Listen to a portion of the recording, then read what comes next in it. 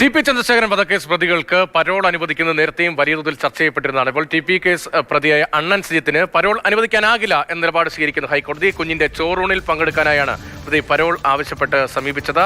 എല്ലാത്തിനും പങ്കെടുക്കാൻ പരോൾ നൽകാൻ കഴിയില്ല എന്നാണ് ഹൈക്കോടതിയുടെ നിലപാട്. ബിനിലാണ് കൊച്ചിയിൽ നിന്ന് വിവരങ്ങളുമായി നമുക്ക് പറ്റിയിരുന്നത്.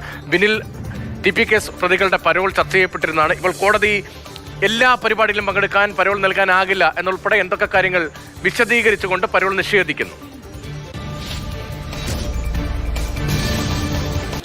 രജീഷ, നേരത്തെ അണ്ണൻ സിജിത്തിന് കുട്ടി ജനിച്ച ഘട്ടത്തിൽ പരോൾ അനുവദിച്ചിരുന്നു. ഇപ്പോൾ കുട്ടിയുടെ ചോറൂണിന് കൂടി പരോൾ ആവശ്യപ്പെട്ടുകൊണ്ടാണ് ഹൈക്കോടതിയിലേക്ക് എത്തിയത്. പക്ഷേ ഹൈക്കോടതി ആ പരോൾ അനുവദിച്ചില്ല. കോടതി ശക്തമായ നിലപാട് തന്നെ ആ വിഷയത്തിൽ സ്വീകരിച്ചു.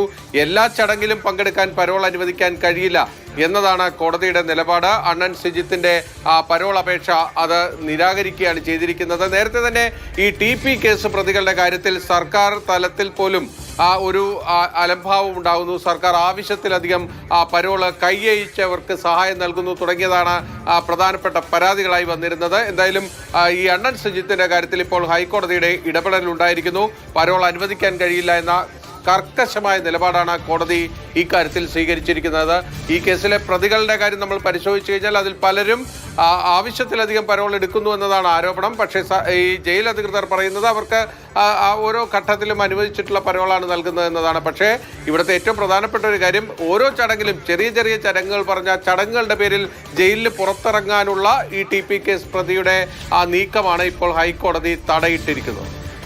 അണ്ണൻ സിജിത്തിന് പരോൾ അനുവദിക്കാനാകില്ല, എപ്പോഴും പരോൾ നൽകാൻ കഴിയില്ല എന്നാണ് ഹൈക്കോടതി സ്വീകരിച്ചിരിക്കുന്ന കർശനമായ നിലപാട്. ബിനിലാണ് കൊച്ചിയിൽ നിന്ന് വിവരങ്ങൾ നൽകിയത്.